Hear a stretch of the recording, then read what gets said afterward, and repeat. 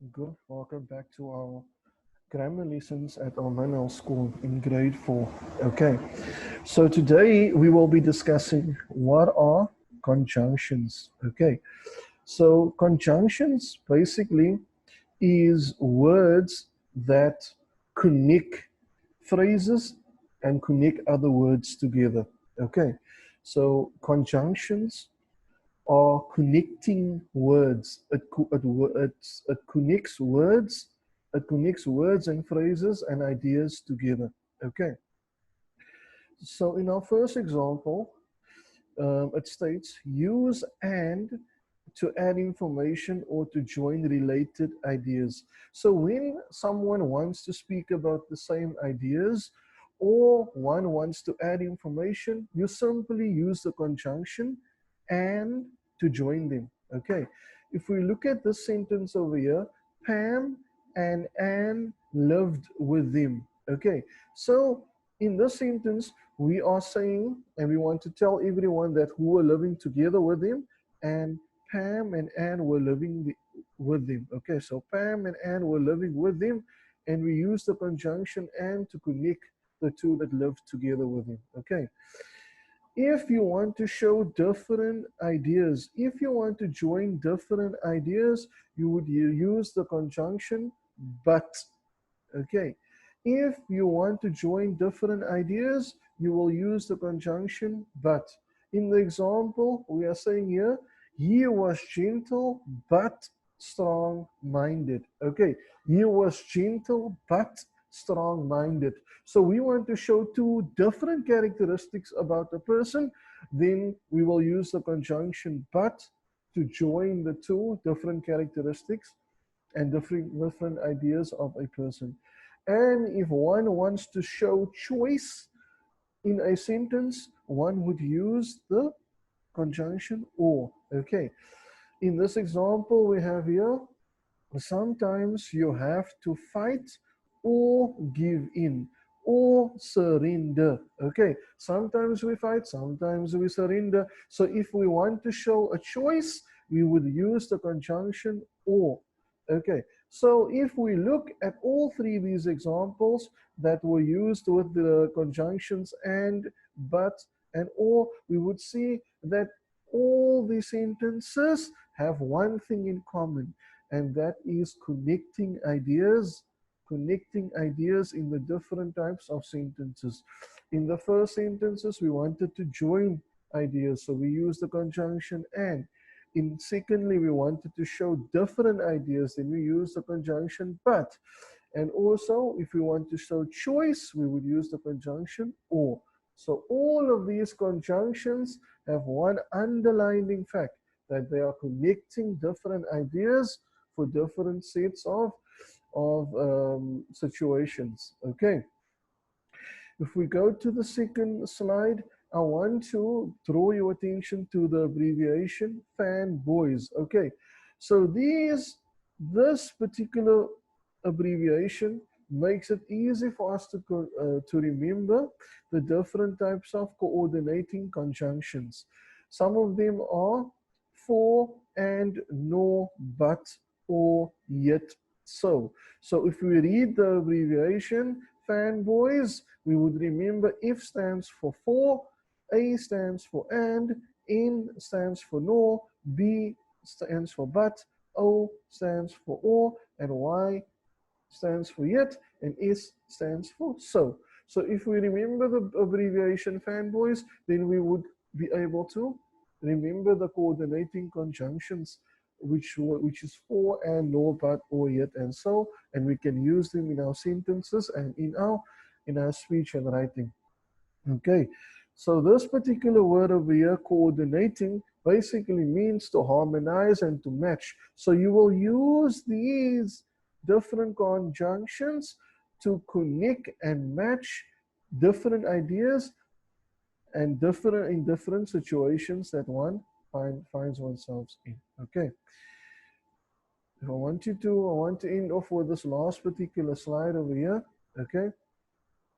We have conjunctions also make compound subjects, compound predicates, and compound sentences.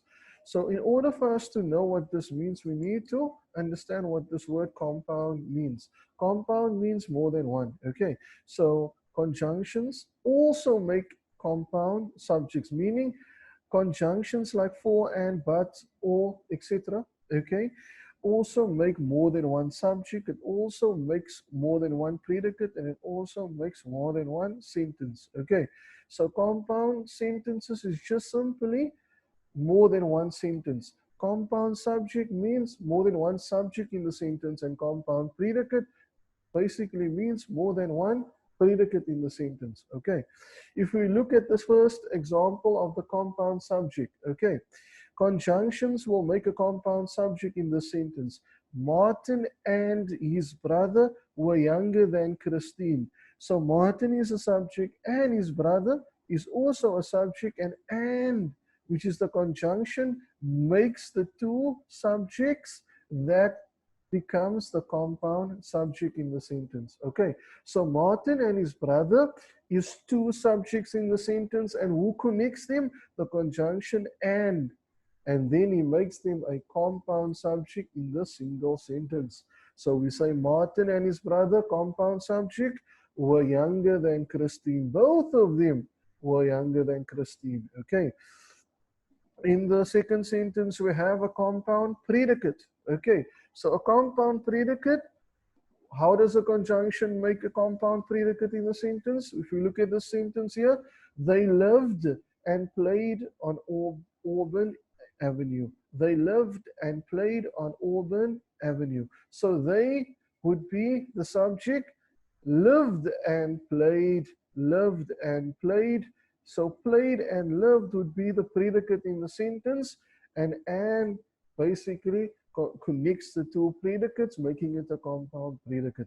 So the conjunction and connects the one predicate and the first and the second predicate, and makes it a compound predicate in the sentence. So they lived and played on Auburn Avenue. Okay, and in the third sentence, we have a compound sentence. And a compound sentence, like I mentioned earlier on, is basically two simple sentences together. So it's one sentence and another sentence joined together by a conjunction, in this case, which will be but. Okay, Martin had many difficulties. That's the first sentence with a comma. But he worked to make his dream come true. But he worked to make his dream come true. So he worked to make his dream come true is the second sentence. So in this single sentence, we have two sentences. Martin had many difficulties is the first sentence. And the second sentence is he worked to make his dream come true is the second sentence. So who joins the two sentences together is but, the conjunction but. So when it's a compound sentence, guys, remember to always put a comma before adding the conjunction but. So when we connect two simple sentences, we always put a comma, then we put the conjunction. Okay, that's why it's important to note the comma. So when we want to join two simple sentences and make it a compound sentence with a conjunction, we must, it is very, very important to put a comma before putting the conjunction, which in this case would be but. Okay, so Martin had many difficulties, comma, but he worked to make his dream come true. Okay, so just to wrap up today's lesson, guys, we basically discussed what conjunctions are. Okay, so conjunctions basically is connecting words, and these connecting words can be for, and, but, or, okay, etc. And also conjunctions are used to join different ideas and join related ideas, and also used to suggest a choice, like in the case of and, but, and or. Okay, then also conjunctions are used to make compound subjects, compound predicates, and also compound sentences. In this example, we saw that the compound subject is Martin and his brother, and connecting them was and. And here we said we saw that lived and played basically were connected by the conjunction and in the case of a predicate. And here, when we spoke about the compound sentences at the end, we did say that we need to add a comma before putting the conjunction and joining the two simple sentences together to make it a compound sentence over here. Okay, so thank you so much for joining me in this short lesson with regards to conjunctions and the use of it. I hope you have a wonderful day further. Bye-bye.